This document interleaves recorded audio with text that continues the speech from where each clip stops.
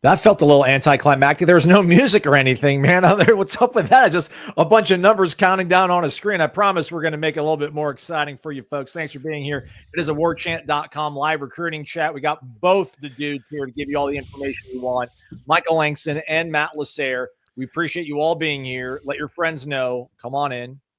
Water feels great. Ask all the questions you have about recruiting. We'll get our best minds on it. Guys here above me, Michael, Matt, thanks for doing this. Michael, how's recruiting been after 2-0 and beating Alabama and hanging 77 on A&M? It's a lot of fun now. Certainly, it's a lot different feeling than what we experienced, last year. There's a different feeling. There's a different vibe. There's a different kind of everything, the way people look at FSU recruiting. I wanted to start before I do it. I know people have gone out there and said their thing, but I just want everyone to know. I think I speak for Matt. We're certainly, Ethan Pritchard is definitely in our minds, thinking about us. There's a lot of stuff that I think people think from a business side, it's just business. But we get to know these guys, especially from my side with Ethan. Got to know his family, his dad, and really good. And nothing but love from us guys. So we're waiting for Ethan to get out of that bed, and we're rooting for you. So recruiting's kicking, but I wanted to make sure we put on there and let him know that he's in our thoughts. Absolutely. Well said, Michael. Yeah, man, something's bigger than football for sure, man. Sending all the good vibes and all of our thoughts, obviously, with Ethan Pritchard and his family. On the recruiting front, though, as we try to make some sort of segue back to this here, Matt, just what's it been like for you in terms of reaching out to kids? I feel like the DMs might be getting answered a little bit more quickly now when it comes to wanting to talk about Florida State recruiting when it comes to these recruits. Yeah, a lot more interest for sure. You're seeing now we're kind of looking ahead to that Miami date because, we'll look at the Kent State list, and when we get it, we'll post it. But the Miami date is really what we care about at this point. That's going to be your big recruiting weekend, at least probably the main one of the year after Alabama, because you don't really have any other big games in that. We're starting to see some in the works getting scheduled, but yeah, kind of starting to hit up everyone and see if they're going to that game at all. A lot more interest now just with winning, and that's what comes with it, right? Winning fixes everything. So we're seeing a lot more recruits, and I don't really get the sense they're going to add a whole lot to the class. I think it's going to be they're going to try to get some big boys in here and see if they can land some positions in need. But it's been a lot of groundwork for the 2027 class is what I've noticed so far through the visit list, because they've had a lot of talent there as well. I know that's not what everyone wants to hear, but it seems like that's been a big deal. All right on. A reminder, come join warchant.com right now for only $1 for a week. You get full access to everything. You can hop on the main board. You can check out what all the rivals are saying on their message boards. Can't post on, but you can read, you can lurk. And you can also ask all the questions you want to Michael and Matt Lasser, myself, and Corey Clark. And the cool thing, too, is, again, you go over the premium recruiting board or the recruiting and portal board. I'm going to call it the PRB until the principal calls me in the office and tells me that I can't call it that. But you go over to the PRB, like the three top threads right now, is like we sit here and talk, are from Steve Wiltfong, Sam Spiegelman, and Marcus Benjamin from Rivals Recruiting, Michael Langston. He made some predictions about what's going to happen with Florida, what's going to happen with Miami, what's going to happen with Florida State. He thinks Florida State will end up with a top 10 recruiting class for this cycle. What were your thoughts on that revelation? I don't think it's too far-fetched, especially with the way things have shifted. I think Matt touched on, some of the. I think there's going to be visitors for a lot, even these weekends that are coming up that haven't seen FSU, that haven't stopped by FSU. I think even the ones like Kent State, I think you'll see some guys trickle in that haven't visited before. That one, if you go to the Kent State game, you're going to get more personal attention, and two, the Miami game is going to be the most craziest visitor list that Norvell's had since he's been here. I feel confident in saying that based on what I'm hearing of guys that are going to be, you'll likely add it to that visitor list. So, and in the top 10 class, I've said it before and I'll say it again. I told Tom this, like that first game really was the home run, the one that they had to, if they hit one, that's the one I want them to hit, because it builds up to this Miami game coming up. You're talking about a matchup that potentially both teams got a lot still left to do. FSU's got a road game against Virginia and certainly Kent State, but that's like a tough obstacle, and then Miami's got USF and Florida before that. So I think still have to go through these pieces, but I think overall if it sets up potentially, you could have 2 top 5, top 10 teams, playing, and that atmosphere is going to be crazy. Probably going to be a night game. So I think that top 10 list is him saying a top 10 ranking. I would even say inside the top 10 personally. If things keep trending the way they're trending, that FSU gets involved with some guys. I do agree with Matt. There's not going to be a lot of additions because you're talking about a class that they filled up a lot of different spots.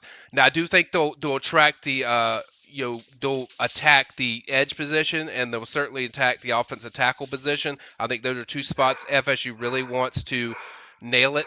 I think you'll see some guys that they add from those positions, maybe 2 or 3 from the edge position or defensive line, and then maybe 1 or 2 in the offensive line, and then just best available. But there's still some pieces to add, but it's not going to be like a massive wave of 2026 commitments that you see. Jared Williams asks, guys, any more defensive line additions to the 26 class? Trent Henderson ? Matt, any news on this young man? I think Pine Forest, that might be the same. Is that the same school that Jonathan Daniels went to out there? Correct. Yes, it sounds right. He transferred. He was at Pensacola Catholic before. I think that's this senior year thing. But yeah, Trenton Henderson is one that we've been saying that if they keep winning, he might come. So it's just kind of, let's just keep winning. Haven't heard anything about him coming to Miami as of right now. But again, keep winning. He's not a local kid, but you're probably the closest school to him or one of these. So it's just get his attention. As for defensive linemen in general, Sam Spiegelman, actually one of his threads that he put on today, gave attention to one that I hadn't really looked into a whole lot. Ashton Dawson from the best casino city in the country, Shreveport, Louisiana. But he apparently FSU is pushing really hard there, and they want that next visit. They want that fall visit. That could be one you look at Miami for. It could be he's from a little farther away, so it's probably one you just try to get in for any game that works with the schedule. But again, if it can be Miami, that's probably your best case scenario. And another one that told me he was visiting for that Miami game today that they've been trying to get on campus for a while now is Cameron Wilson. Cameron Wilson is a Syracuse commit, edge rusher from down in South Florida. This is one Florida State's been trying to get on campus for a while now, and it's good to see. He wanted to get there for the Alabama game, but wasn't able to make it, and it's good to see that he actually has made plans to finally visit. So I think that's a really big one. That is a huge visit at a position of need. You have a few guys, Syracuse commits already visiting that weekend as well as an edge rusher like Jarius Rogers. Chris Carbon is also taking his official visit that weekend, a Georgia Tech commit. So a lot of defensive linemen they're still looking at, and who knows, maybe some more big boys will come in. All right. So I don't know, like if we set an over under, Michael, like 2.5, will they have more or less than? Would you go over under on that in terms of more commitments until December? Oh, I'd go over. It's going to be over 2. 2.5. I think it'll be over that because I think they're going to want to get an offensive tackle. Shari Charles is another one that I think you're going to hear a lot more buzz about. I think Matt, you had a post on him about him that they're still working on that. That's a guy. I think, like I said, there's going to be a lot of kids that are committed to other schools that we haven't really addressed. I'm even going to do an article on some guys to, kind of keep an eye on, going into that, not just the Miami game, but just in visits in general, even after the Miami game that I haven't even really discussed. Obviously, I need to catch up with Matt so we can kind of get on the same page with that stuff. But overall, there's going to be some guys in there that are committed elsewhere. I think you mentioned Trenton Henderson. Trenton has been very comfortable with FSU. He even said that I'm the most comfortable with FSU. The big question with Trenton was the development of what this defensive line would look like, and that was what his concern was. So I think certainly FSU's shown that. So I would be shocked if you don't see a visit set up with Trenton Henderson. I don't know what game, but I will be shocked if he doesn't at least be on campus at FSU for one of his visits. So I definitely think over 2.5. I think it'll be around, probably 4 or 5, get to that, I think, to add to this class. And it's a really good class, a really strong class that's really balanced. But those are the 2 positions I think they could really fortify this class of really making it elite. And that's why I say top 10 is certainly a possibility, even inside it, depending on if it gets weird and you get some guys that you totally didn't expect. I think the guy that we haven't even mentioned, I think Matt did something a little bit with him. I shared a nugget on is Carson Baker. That's one to keep an eye on, running back. He's committed to Florida, but plays for Langston Hughes. That's the same school as Xavier Tillman. I know Xavier Tiller, excuse me, and Xavier I know is working on him. That's one I know they're communicating.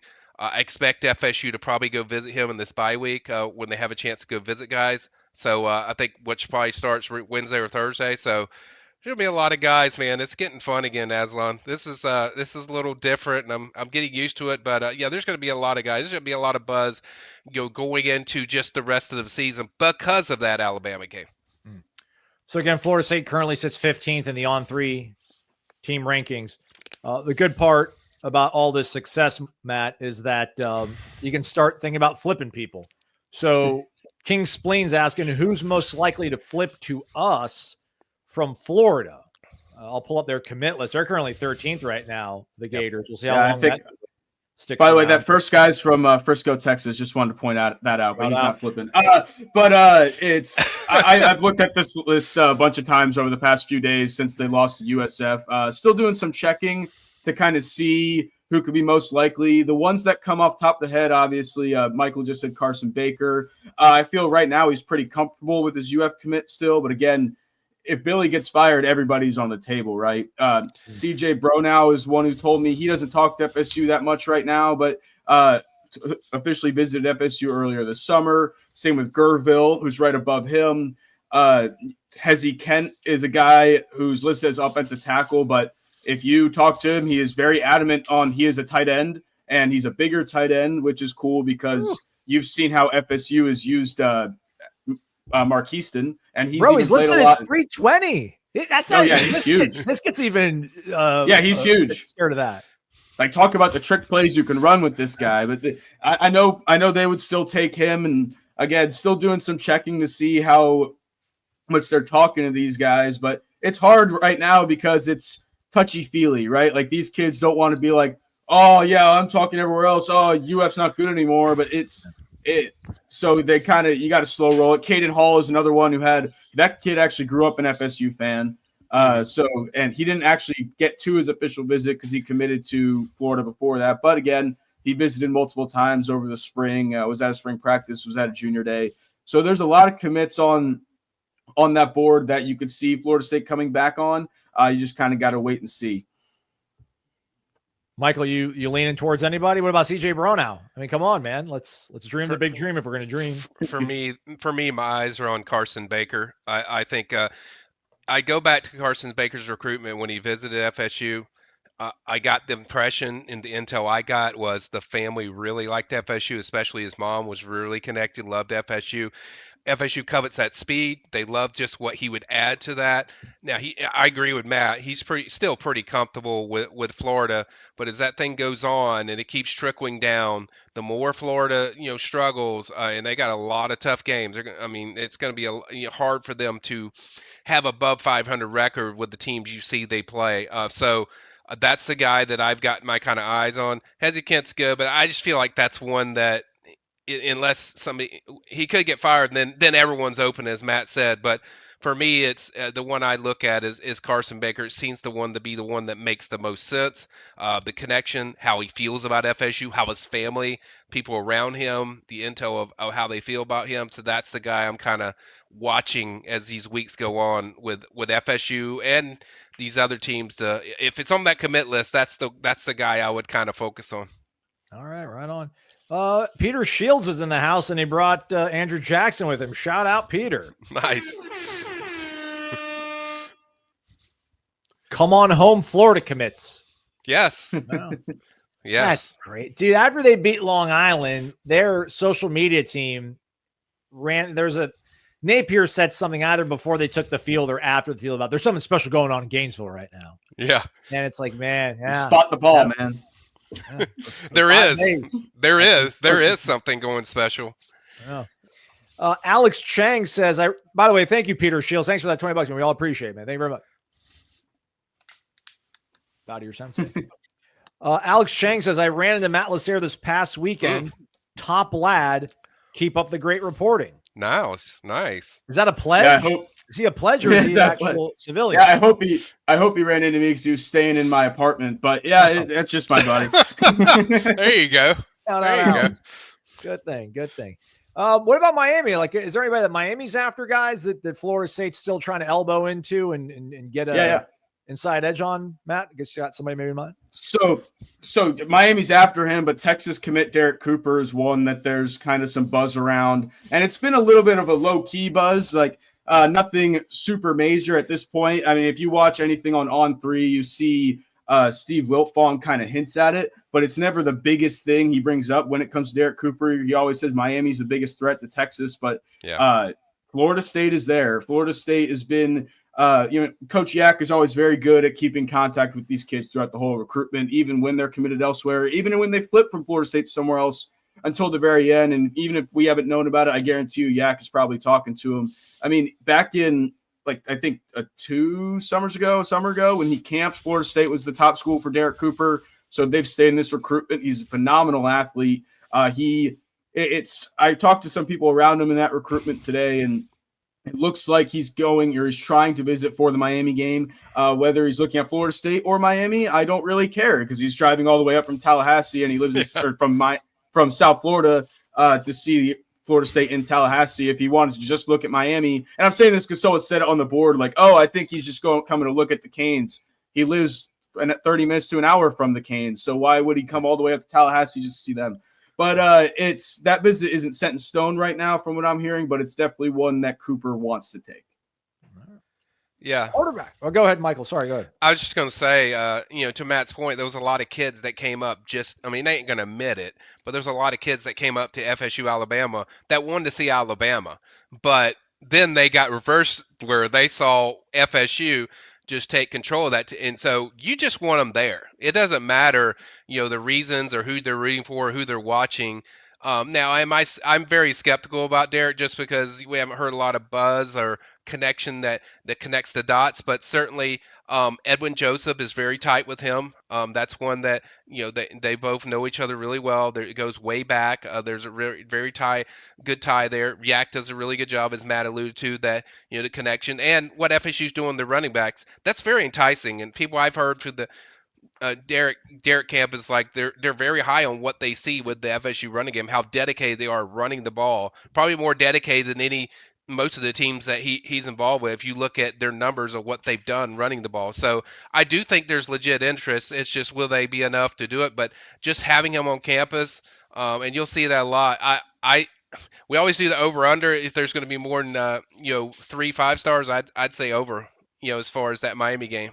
So over as far as more than 3 for that Miami game. I think it's going to be a massively attended game as far as top prospects. Me and Matt are going to be very busy, so we won't have to come up air for that long. It's going to be so much going on. But I definitely think they are in the picture. I think how much in the picture, that's kind of where I'm skeptical. Jaden O'Neal, only quarterback they'll take, or maybe somebody else? Yeah, it's that's been another thing on the boards everyone's been loving to talk about, right? Oh, when's Keyshawn Henderson going to actually come? What's going on there? I think Jaden O'Neal's the guy, and they're going to stick with him. I don't really see anything else happening. That's why when we said before, like, they're not going to add a whole lot of commitments, but they're going to add some guys and probably some really good ones. So I think quarterback they're done with. It's like the guys who you could get are going to be very tough pulls. Like Keyshawn Henderson, again, that's a all Houston kid, right? His coach has ties to them as well. So it's really tough to kind of say. I don't think they're going to go after any quarterbacks. Landon Duckworth was another one that you would maybe look at, but he's pretty locked into South Carolina, even though he visited LSU over the weekend, and he hasn't visited Florida State in almost 2 years. So I don't think that's super realistic either. Yeah, I agree with Matt 100%. Aslan, that Keyshawn Henderson is a kid it's kind of a weird recruitment because it's kind of like, why does he go to Texas if he's going to stay at home? Why does he go there? It's just a big Houston kid that, wants to be home. I think there's even rumors that his coach is going to be able to follow him to Houston as well. There's a lot of ties that draw him. And I think he's a kid that's very family oriented where he feels like he he has to set an example for everyone, and I just don't see that being a possibility that FSU could come in there and get him. And then Matt touched on Landon Duckworth. The guy hasn't visited, so there's obviously not much there. Jaden's going to be the guy, and I think they're very excited about Jaden. Had a really good week. For those that missed it on my Friday Night Rewind, had 4 touchdowns, over 200 yards. Had a good start to the season for Mustang. So he's the guy. And move on to the other positions, guys, because quarterback, I think that's pretty much going to be their guy. King Spleen. We'll start with you, Michael. Do the recruits seem to be more interested in FSU once they saw how this staff has been willing to play young guys early? It seems like every Monday now they're letting the world know on Twitter about how many true freshmen or freshmen played in the games. Is that starting to get traction, you think, within recruiting circles? Yeah, I think there's 3 parts to this. First is kids going around, being around the spring to see how this offense or defense is going to look, being sold on that. Then the second part of it was, what are they going to look like when they play? And then the third part, to your point, Aslan, is the young guys. When they see these young guys, I think Asher Giotto told me that the other day when I interviewed him after the blowout at East Texas A&M. He said, when you watch them and you see these young guys get on the field like the Sear twins, it really just it gets you excited. It's a different feel when somebody sees Usman Chromo play out there and make a big play and score a touchdown, or compared to a guy that's been in the system or a transfer.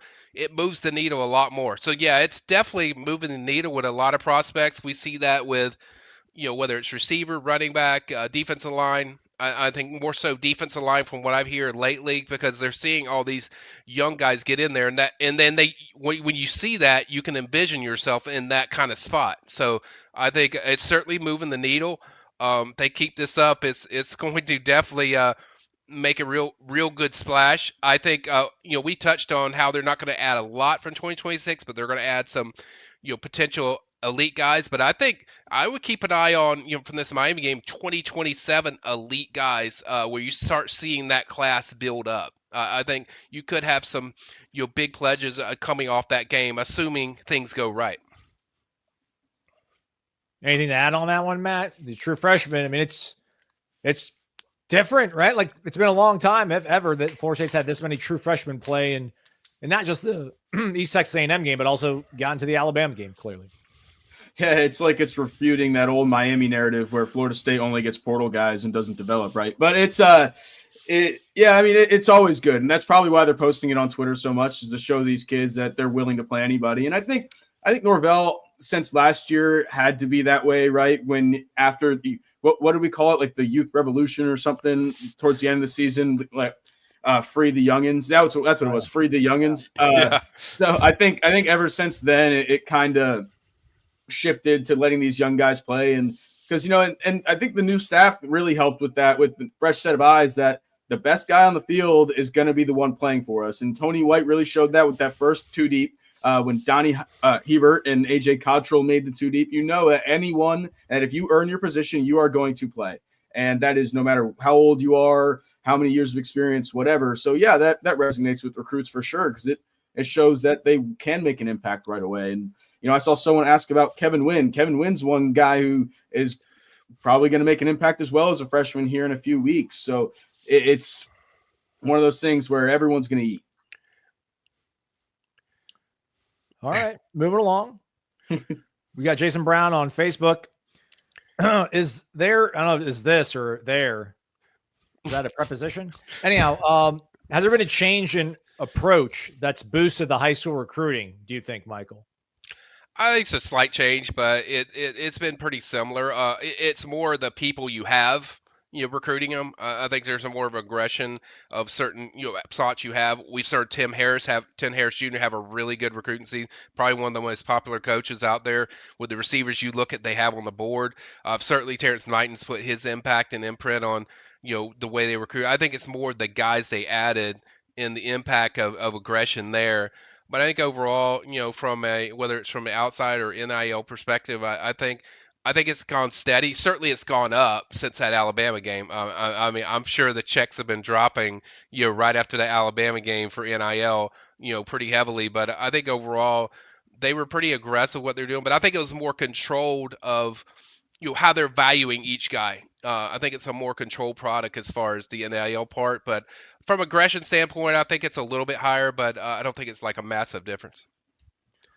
Matt, I mean, we heard about them trying to get guys on campus earlier and pushing for commitments earlier, like in June. June was going to be the big month. Have you noticed any kind of different changes in approach from last year or the year prior?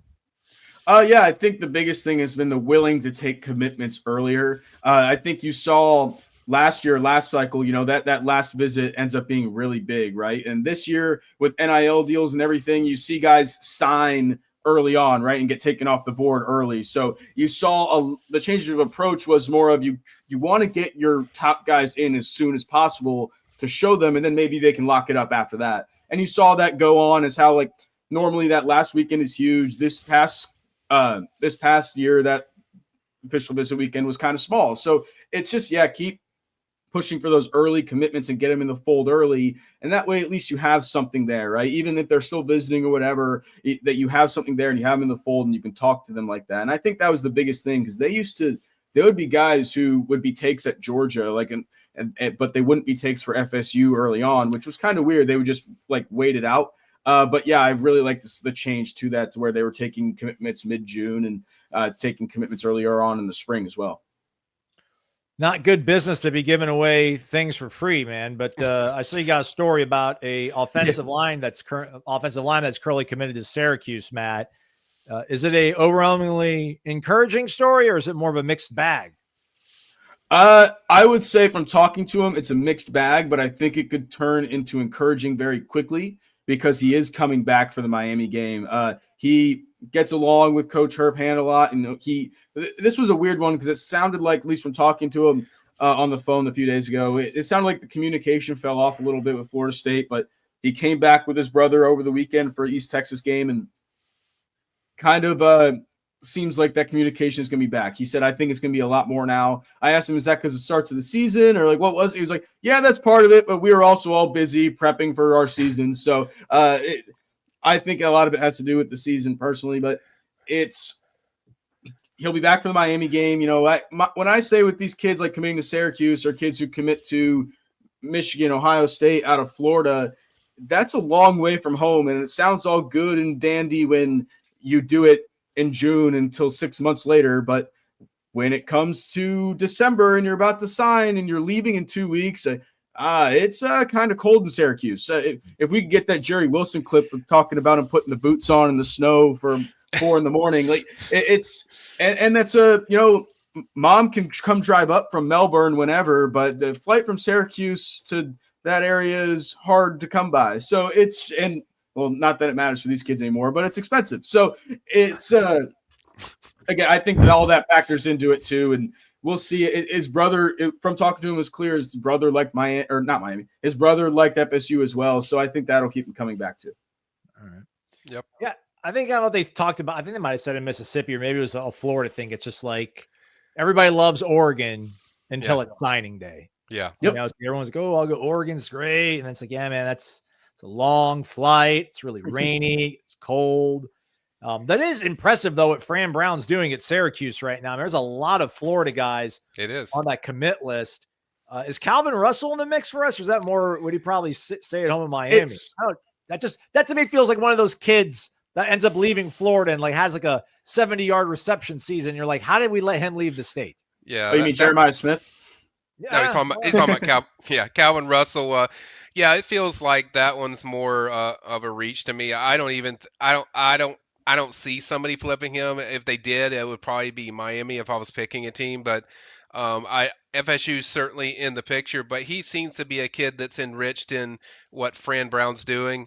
Fran, for those that don't know, was originally at Georgia. Really good recruiter. Was phenomenal there. Unfortunately, he was also a part of how FSU wasn't able to keep KJ Bolden, later down the line. But overall, I think he does a really good job there. But Calvin Russell's probably more of a reach, but I think they'll get him on campus. I think it's going to be hard to change his mind of what Fran's doing over there as far as at this point. But yeah, he's done a great job. I would agree that it's a reach, but I honestly don't think he ends up at Syracuse. So being honest, it feels like he I mean, we know it just seems like too far fetched for me for that kid to end up there. And especially because Syracuse almost lost to UConn. Like it's we'll see what happens. I do think it would be more likely Miami or Michigan over Florida State, but I do know Florida State's still in contact there. And hey, that's one of those recruitments that you want to stay in because you never know when he's going to enter the portal, and you never know when you can come back around on him later on. Like Deuce Robinson. Deuce Robinson was a 5-star that FSU didn't really have a shot at back in the day, but look what happened. Now he's your star receiver. So it's I think it's a long shot, but again, keeping that contact, and they're still there in the recruitment. Would they encourage a guy, Michael, to come next week for Kent State? Because, I mean, let's just look at the slate here, man, right? Mm-hmm. So, I mean, I don't know how many guys are going after that are, Ohio State or Texas guys, but I mean, if you're a recruit, man, it feels like you're coming to Tallahassee on October 4th. So what's going to happen next weekend? Yeah, and that's the thing what I talked about at the beginning, that I think there's going to be a few guys that are really good that probably maybe even go to both weekends. But this was the time where they can get more personal connections. So I think you could see some really, solid ones come in there. Obviously, I think it'll be mostly littered by 2027 or future guys. But I think there's going to be some 2026 guys that probably, if they want to get more personal attention and be around the staff, this is their chance, because it's going to be hard to get that, from that Miami weekend when you're talking about 100 to 150 recruits on campus for the Miami weekend. So I think you'll see a few that come in there, for that either that weekend or maybe a weekend after that Miami game that they can get that personal time, because that personal time is a really big part of the recruitment, of really helping shift the narrative. It's like, because right now it's like, yeah, they're playing really good. They look like one of the best teams in the country if you watch them play, just of what they've done on the field. But at the same time, you have to build that relationship, build a connection of how they fit into what your plans are. So to get that personal time, I think it's certainly essential for some of these guys. So definitely, I think you're going to see some names on there that's kind of, oh, really, he's coming this weekend. So I think there are going to be a few in there. Matt, how do you think they're going to approach next weekend? Is it kind of like a soft opening and getting themselves warmed up for when Miami comes to town and everybody they're going to have to host for that weekend? Yeah, it's probably a lot like this past weekend at East Texas A&M. You're kind of like, we'll find out when we get the list and we'll see who it is. And there'll probably be, I bet there's one or two guys that'll raise an eyebrow. Like this weekend, it was like, oh, Javion Cooper, that's interesting. So I think it'll be like that, where it's like like Michael said, a lot of 2027 guys to try to lay that groundwork, but maybe one or two 2026s. I mean, when we interviewed Derek Ray, GM, a few weeks ago, he kind of said well, yeah, we always want to get the recruit in for at least a game, right? You want them to see the atmosphere, and students, fans have been really good last week about still showing up to a nobody game. So no matter what, it's going to be a good atmosphere. And even if it's a blowout, the first 2 quarters will be fun to be in Doak and all that kind of stuff. So it's just about getting the kids on campus, and I'm sure there'll be one or two that raise an eyebrow. All right. Tallahassee, where's the talent at, Michael? Who's the best local kid? We can maybe go out to, Jefferson County, Gadsden County, if we want to push the borders, Big Bend. Who's the best player in the 26 class from this area? I think one of the best, I don't know who I would say who the best for sure is. Isaiah Vickers is one I'm really high on. Local kid, DB. I think he's at Lincoln now. Even though the profile says I think Robin F. Monroe or something like that, but it might be Florida High now. Okay, I've seen a bunch of different places. Yeah, I talked to the Lincoln staff and they said he was there now, but that's one that I think FSU's recruiting. One I talked to actually that was at the last game. Very high on FSU, very high on what they're doing. But that's probably the top guy. If I was picking one off the top of my head, is Isaiah Vickers. There's probably others that certainly fall into that, because I mean you got to throw Amari Thomas in that mix because Bluntstown's kind of near local. So, but I think for me, Isaiah Vickers, when you're talking about just strictly Tallahassee, I think Isaiah Vickers would be the guy that I think certainly is a very good shot with, and one that you could get some local talent. You can even go to Thomas County Central over there. They have several prospects. I know both me and Matt have been over there. what's the Jabari Watkins is the receiver they have over there that I'm very high on. I've talked to Thomas County Central. They say he's their future guy, their top guy. So I think that's one where he was there as well this weekend. So that's one that those are two that really jump out to me. Any additional thoughts, Matt? Maybe more specifically to the 26 class as we pull up Watkins' profile here, a 27 kid. Yeah, I don't know much about the 26 class. Vickers is the one that everyone talks about. 26 is a little down for the city, I guess. Well, we'll say is Bryce Cameron a 2026 guy? We'll say that. But if you go to Gaston, a 2028 kid, Kamari Crumity is one I've heard a lot about. DB, he's going to be blowing up soon, I think. You have some other kids there, linebacker Dalen Green. Thomas County Central is stacked. It's not just JB. Obviously, you have Cam Brooks, who we've talked enough about, and Iris talked enough about on this YouTube channel. You got they have a D lineman, Prince Che, who's really good. Running back Deuce. They're stacked up there. Colquitt, you have Jay Lamar. Brooks County, George Lamons. I'll go with my Big Ben, South Georgia. That'll be my number one. That's a 27 guy who I think FSU leads for. So that's I'll use that as my top local kid. All this information, it's crazy. It's been given to you for free. Yeah. Just subscribe, everybody, for $1, or you can just hit the thumbs up right now. We certainly would appreciate it. I think we kind of touched on this earlier. I meant to pop it up and I forgot to. So if you're still out there, Kay Escoto, here we go. Michael, any chance Florida State can be the top Florida school? Is you mean next class as in 26 or 2027? It's tough when they say it and phrase it that way. But what do you think is the chances Florida State has the top? They're the top Florida school in recruiting. Probably not in 2026, but 2027, I think there's a very good chance that if things keep trending the way they are, I think Miami's pretty high up there. I think Miami will probably be a little higher than them. I do think they have a chance to certainly knock off Florida, beat Florida, be ahead of Florida and those other teams. But Miami's one that probably if I was picking, they would probably be the highest one this year. But I think FSU is building towards passing them, going into 2027. That's kind of how I feel it developing. There's a lot of buzz and excitement around this 2027 targets and prospects they're after, because now you're getting proof of concept of what they're doing. It gets you build towards another exciting year, and then they start off the season at Alabama, I think. So there's a lot of excitement from the 2027 guys that want to see this team play. They see all these young guys, and I think it seems like it's building to the crescendo of that 2027 class, where I think they're really going to have a really strong class. I mean, if you look at, it's 15, 13, and 12, and we were saying earlier that Florida State can have a top 10 class. So by our logic, they could have a chance to be the best 26 class in the state as well. So is it maybe a long shot? Probably for Miami, because Miami's going to try to flip guys to the end as well. They always do that. They're a big NIL giant in this industry, just being in a city like Miami. But by what we've said, it's possible for sure. And I mean, look right there. They're neck and neck already in 27 in the top three. Yep. Woo. Kay Escoto says, I'm still here. We better be higher than those lizards.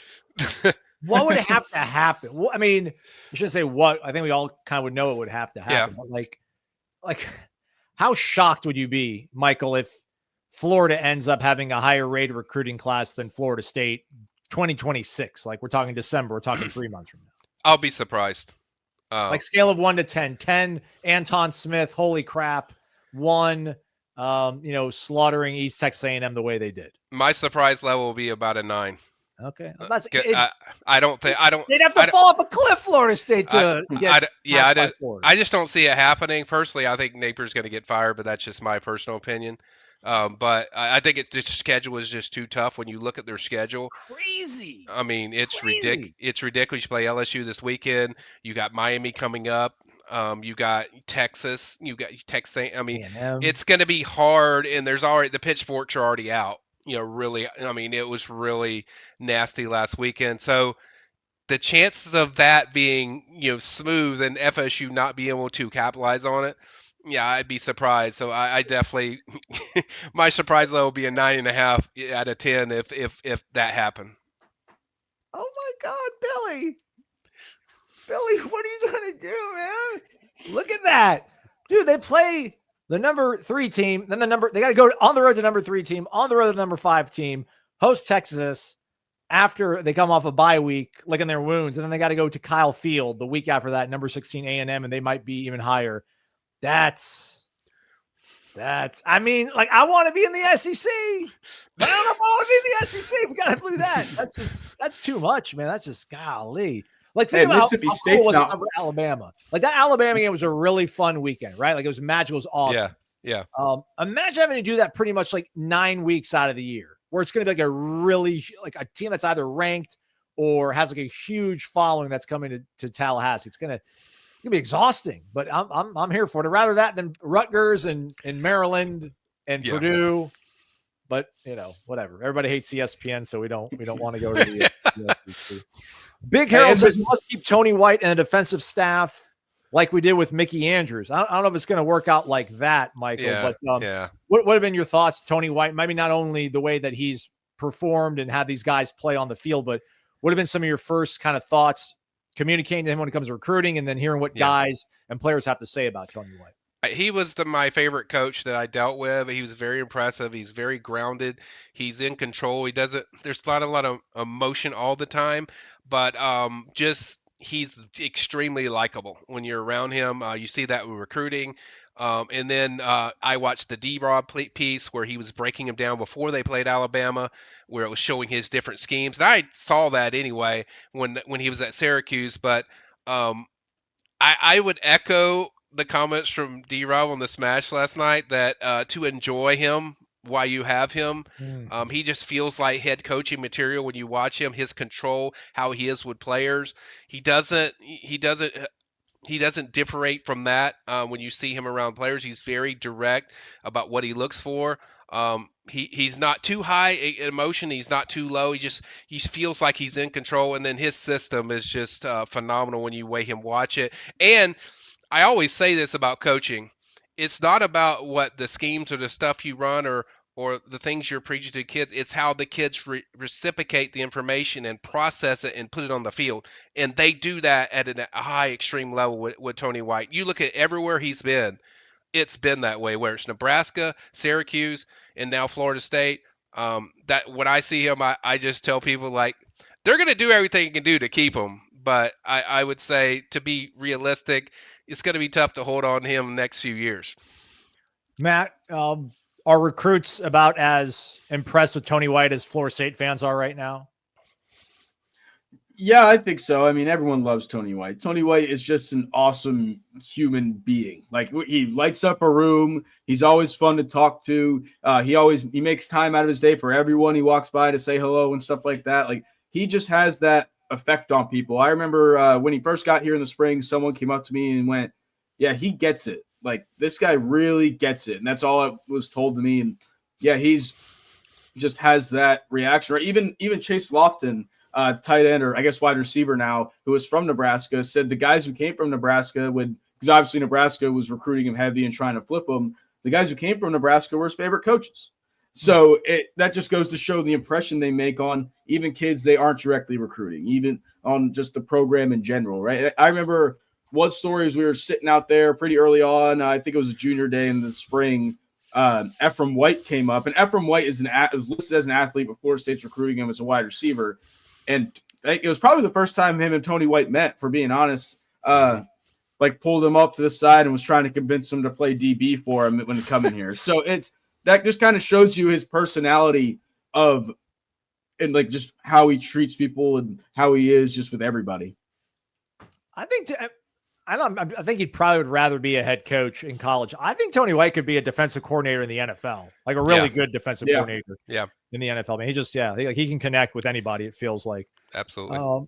I mean, he interviewed for UCLA a while ago, right? And UCLA is not doing too hot, and that's his alma mater. This is nothing I know. This is just looking at dots and connecting them. Yeah, that's fine. Yeah. I get it, man. Yeah, I mean, the Deshaun Foster experiment not going great in Westwood. King Spleen's back. Thank you, King Spleen. I don't know what we'd be doing if you weren't here. After USF beat Florida, their coach, I guess Alex Golish, or maybe one of their coaches, just says their coach. I shouldn't say Alex Golish's name. I take that back. After USF beat UF, their coach DM'd UF recruits asking How do they like the game? Does FSU do those type of things? If not, should they? Michael. I think it's more personally and not publicly that they do that. Certainly they hit up recruits, but this staff from the beginning has been really emphatic on selling what they are. They're not deselling what somebody else is. They're selling what they are. They're not comparing like, hey, the other team does. I mean, this is what we do. This is what we're going to do for you. This is how we're going to get you ready. I don't get the sense of like, a devaluing of another school. And I'm not saying they don't. They hit up kids and say, hey, this is what we're going to do for you. And I think they focus more on that. I think there's probably some DMs and personal, conversations. Carson Baker probably the one that comes to mind of just touching base and other guys, but I think they mainly sell what they're doing. And I think that this staff has always been like that, Aslan, from the start. They haven't been really, one of those let's pitchfork the other team while they stink. It's more like this is what we're going to be. This is how we're going to develop you. This is how we treat our players. This is how we value each game or how we look at each game. So I think it's more about themselves than it is the other school. Would GM Matt Lasser tell his guys, his coaches, to start DMing recruits and be like, did you see what happened down in Coral Gables the other night? See what happened in Gainesville? Personally, no, I wouldn't. I think, if you're recruiting, so if you were between two jobs, right? They both offered you, and one is saying, oh, that other company sucks. You should never go there. And this other one's saying, hey, man, we think we have the best tools for you. We think we have this here. The other company looks like family-friendly show, so I can't say what word I'm thinking. But the other company looks bad. And I think it draws more just from a people sense, right? Like it never looks good to talk bad about somebody in general, in a human nature sense. So I think that is more of a draw to people. And that's why we see these kids say Florida State is real. That's always the first thing they say about Coach Norvell. It's always the first thing they say about the staff in general. And they always say the whole staff is recruiting them. And that's a goal of this staff. Or when we talked to D-Ray a few weeks ago, that was kind of what he said. So, yeah, I personally wouldn't. I think it's a better look for you if you just recruit for yourself, right? I think the USF staff needs to act like they've been there a little bit. But they haven't. That's true. That's true. And that's why that chimes in, because it's like you're trying to build something off of somebody else and what they did. I understand USF doing that. Florida State is a program that's a top. I don't care what they did last year. They're viewed as a top tier program. And when you're already there, I don't care what happened last year. I think people knew eventually they would be back. So you don't do that. But I understand why South Florida did that. Wes, longtime YouTube active member. Hit the thumbs up, by the way, everybody. Wes said so. We'll start with you, Michael. Okay. Well, we beat Alabama, so why not beat the other guys? Does Florida State need to win 2 out of the 3? So Miami, Clemson, Florida. They got to win 2 out of 3 or just one of those 3 to stay in it with the top recruits? No, and see, that's the problem I have when I like Wes. Good question, man. But that Alabama game stamped you in there. Like, kids know that's going to last the whole year. Now, you can take it to another level if you beat certainly Clemson on the road at Death Valley, or you beat certainly Miami. Miami's the biggest one that affects the in-state because Miami, truth be told, Miami and FSU are the top candidates that kids look at like, okay, these teams are top tier. So, yeah, the Miami one will be the most impactful. So, yeah, if you win the Miami game, it's going to take it to another level. But it doesn't just dissolve of what you did when you played FSU Alabama, especially – let's just say hypothetically that Alabama wins this week when they play Wisconsin and then goes on the road and beats Georgia. Then kids are going to reflect back to what FSU did when they play on the first game of the year. So the Alabama win does not, FSU win over Alabama does not go away. You just can rise it up higher. So to answer your question, I think if you just win one more, Wes, I think that will certainly stamp it in there that it's going to be there all year. I think recruits knew by now what this team is, but if you do that against another top 10 team or a top team, it certainly is going to move the needle of Pirates. So more about rising where people were at, have you, more than oh, if they lose, they're going to drop. Because I think kids know and have a good idea that this is the FSU product that they know. Matt, they're talking about that one, or Grillmaster says, I don't think top recruits pay that much attention to their wins on the field. Seems more about who gives the best contract and who puts people in the NFL. Has that been your impression of late? I'll say yes and no, because I kind of agree with it to an extent. Like the Bama win gets their attention. It doesn't close the deal, right? It makes them like, what's going on there at FSU? Well, maybe I'll go take a visit now and then see what they have to offer, right? In which what they have to offer is that contract and the people in the NFL. So it's not that they don't care about wins and losses, because they do. If Florida State wouldn't have gotten a bunch of decommits when they went 2-10, if that meant nothing, right? But it's about just being competent, and because the pitch can always switch around and change, right? If the team's not good, it goes to, oh, well, we need you. You can make us better. You can be the difference. I think it's a mix of both, but the wins get the attention, right? Like that's why kids go to Alabama. That's why kids go to, that's a bad example at the moment, but that's why kids go to teams that win, right? Because that gets their attention and they want to be a part of a winning culture. I'll let you get in on this one first too, Matt. Garrett PCL, another longtime YouTube member, like an actual YouTube premium member. Shout out, Garrett. We appreciate that. FRFR.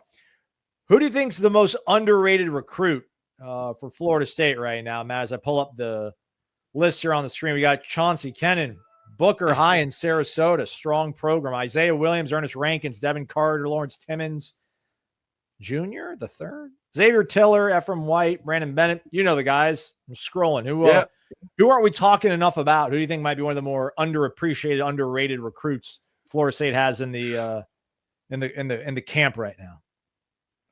I'll go with linebacker Karan Maycock. This is a guy everyone behind the scenes seems to love, but he doesn't get the ranking.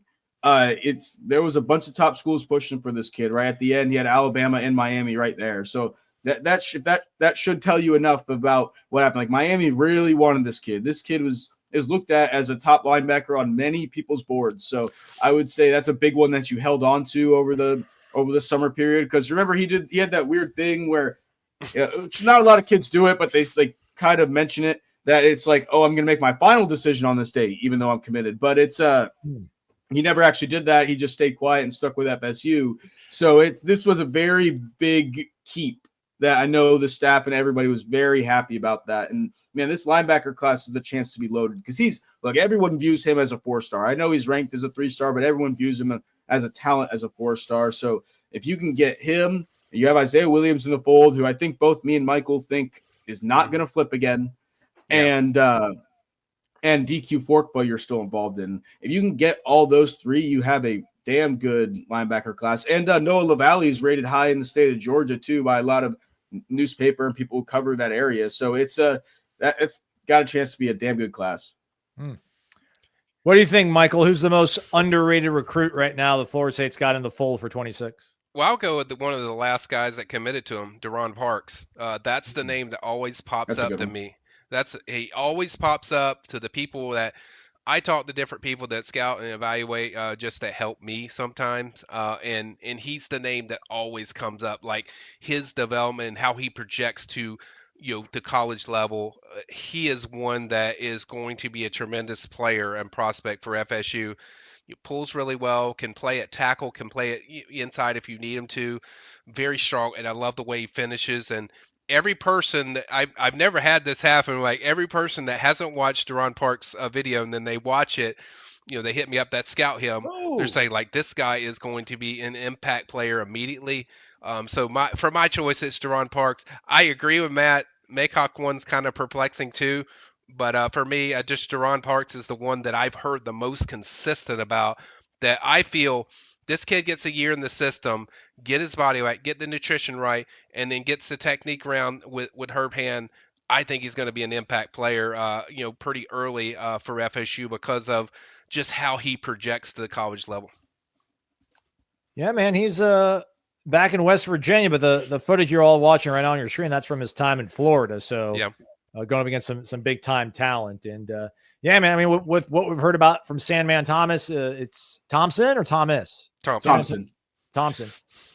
Yeah, man. Like, listen, they seem to be able to get kids ready to go quickly, no matter what the position. So a guy like this that seems to have good agility and, man, just a nasty streak. Although he really is just pounding on DBs. Like he's pancaking DBs and then like belly flopping on top of them. But hey, come get some, everybody. Everyone's fair game out there on the football field. Yeah. Let's see what else we got here as we wind things down on the show. Oh yeah, we need to make this some sort of gag where we never we try to get through a whole show without talking about Commit Watch, but we can't. Yeah, we can't do it. Carson asks anybody on Commit Watch, Michael. It's hard to put somebody on Commit Watch when we know everyone that's visited and stuff. I mentioned Jabari Watkins. I think that's one that it's 2027. I have on Commit Watch. That I think it's gonna eventually end up at Florida State, as long as things keep trending with them in that side. But as far as 2026, I would keep an eye on Johnny Jones. I would keep a real eye on that. I know he was supposed to visit and didn't visit. Things I hear around the the Tampa area is like FSU is very much involved. Their season's certainly going well. UCLA looks absolutely dreadful. Just terrible on the field. Like to Matt's point and your point about Oregon, going a long ways from home. It's hard to see that when it's time to sign that guy, eventually I think is going to visit FSU. There's certainly good ties already with Herb Hand. He's developed a good relationship there. And we know FSU covets a tackle heavily. So they're going to be very valued into wanting him. So I think those are kind of a few guys. We can't cover everything. It's hard to give a commit watch unless it's like we know who's on the list and visiting right now, and we don't know who's exactly visiting. There's a lot of different guys certainly that I think they're in the picture for, but I'll cover that kind of good segue, Aslan. I have a 10 targets to watch coming up, so I'll feature some of those and people can kind of make their own determinations. But I think right now it's kind of a wait and see, but I think there's going to be several. I'll say this and I'll say it again. 2027. I think you're gonna start seeing that class feel together. I think assuming everything goes well in that Miami game, I think you'll start to see that class start to take shape. All right, the Warpath. That'll be dropping later in the week. Mailbag with recruiting. Yep. The focus with our guy Matt Lacer. So get over to the premium recruiting board and drop your questions in there for that. On the way out, we'll start off with you, Matt. I know Michael's going to have a list, but 27 guys. Not like give us 27 gentlemen. I thought it was like, dude, I need to start listing, I'll just go down a list and make some stuff up. But it's four. Give me 3 or 4 guys, I guess, top of your head, or if it's easier to do 2 or whatever, just in terms of guys that we need to kind of start looking ahead to for 27, Matt. I mentioned him before, George Lamons from Brooks County. He's listed as a tight end, but he's really an athlete. I'm not really sure which position FSU is recruiting him at right now, but he's just a guy you want on your team for sure. From talking to people around him, I was told that if FSU is not the leader, they're at the very least top 3. But he grew up an FSU fan, and I know a lot of people don't like to hear that and think that's the kiss of death on a lot of these guys, but it's he grew up an FSU fan, and FSU is his dream school, so I like where they are there. I think FSU is trending nicely for Chicken Gar. I don't really know how to pronounce his name. Yeah. I just call him Chicken. I know it's going to be tough for you to Google and find the profile Aslan. Sorry about that. But he was on. He's an Alabama commit, edge rusher commit, and he was at the Alabama game as well, and he called Florida or Tallahassee home as to Mobile, where he's from, his home, which is a big thing to say to a school you're not committed to. It's a long shot. I feel like they lead for Kavion Bryant, even though I know some of our top guys don't think some of the On3 national guys or Rivals national guys don't think they do.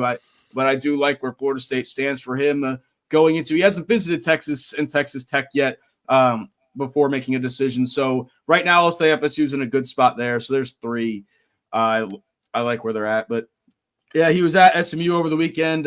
SMU lost to Baylor last second and kind of blew that game. So I'm not really sure how that went behind the scenes. I haven't checked much, but that's how the game he was watching went. SMU's 2 hours from home, so it's probably easy just to go to a cool game like a Baylor SMU game. So yeah, but the visit at FSU went really well, and I think he'll decide around Halloween, or at least that's what he's looking at. And You know, the date that's one that you would love to see pop up for the Miami game. Don't know if that's going to happen or if that will happen. You know, he said when I talked to him, he said as of now he didn't have a return visit, but it basically left the door open like anything could happen. And also to go back to the last question of commit watch, Michael said, you know, we don't have guys on our list. I can name one who's on the list who's on commit watch 26 is Chris Carbon. Chris Carbon is an edge rusher committed to Georgia Tech. We talked about him a little bit, who visited for the Alabama game, which was the first time he was able to visit with the dead period since being offered. And he's coming back for the Miami game to officially visit. And I think, you know, Florida State holds a lot of weight in this one. And I think the offer is big for him. They've clearly been pushing hard. And I think when they rebuilt that whole edge board over the summer after missing on some guys in June, this guy has been one of their top priorities.